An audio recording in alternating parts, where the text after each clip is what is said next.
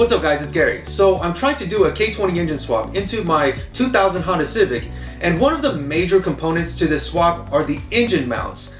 There are several options out there also, from lesser known manufacturers to more known manufacturers like Hasport or Innovative, and there's also a big price gap between them. So after doing some research, it looked like the Hasport EKK2s were the kit for me because of the axle placement. Well, upon further research, I found this kit that looked like the Hasport EKK2 kit, but there weren't really any reviews online. So guess what? I bought the kit. It is this gold colored kit right here, and I'm not sure who the manufacturer is. I'm assuming it's from China or Taiwan or somewhere in Asia, but there is engraving on the engine mounts with Imusa Racing. And I'm sure you guys already figured it out, but the kit on my left over here is the Hasport kit. So I actually shot two videos, this being the shorter one. The longer video, I will link to it in the description section below and above. So what are the pros and cons between the Hasport kit and the eBay kit? Well, Hasport is a well-established company. They've been doing this for many years. Their customer service is also great, and they are manufactured in the USA.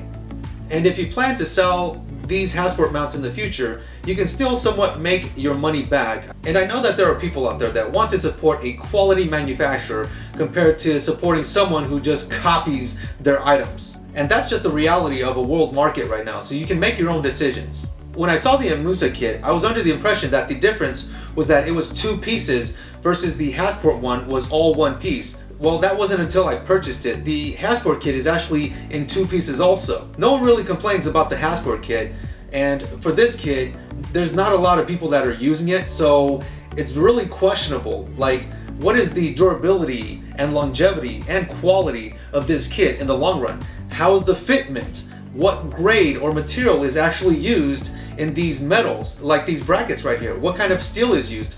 I really don't know. And then the mounts right here, is it really a billet aluminum or is it just a block of aluminum?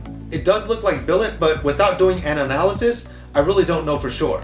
And the rubber mounts, how do I know if they're durable enough to last me a year or two, or if they're just gonna go out in a few months or weeks? The major differences I can see from the Imusa one over here to the Hasports is that the metal brackets are actually MIG welded on this one versus TIG welded on this one. Now, without doing a non-destructive exam, I can't really tell you if the penetration is better on the Hasports, being that they are TIG welded versus the Imusa ones, which are MIG welded. Being that this one is MIG welded, there is weld splatter in certain areas. So if you're superficial about things, then you may not want to go with this kit. And there are areas on the Hasport bracket that are MIG welded also, so it's not like it's fully TIG welded. There are also certain areas on the Imusa which the welds didn't really go all the way across, and that might be a problem in the future with structural rigidity or cracking at these areas. And as far as the bushings go, I can't really tell you guys what kind of bushings are used in the Imusa one and where to find replacements in the future, whereas Hasport gives you that information for their bushings. Well, I think it all comes down to cost. The Hasport kit over here was $495 retail, and with California tax, it came out to about $530 to $535. This Imusa kit I bought for $135. That is a price difference of $400, and to me, $400 can go towards a clutch or other things for this swap. So which mounts am I going to be using? Well, I gotta tell you guys, I won't be using the Hasport kit. I'm going to be using this Imusa kit. It looks like the exact copy of the Hasport EKK2 kit, and I'm saving myself $400. I will be testing these mounts out to see if it's a quality product, and if you can save some money, then great, right?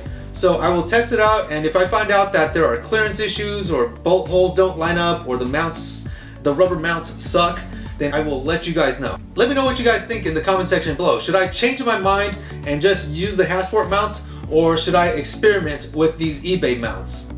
I'll see you guys in the next one.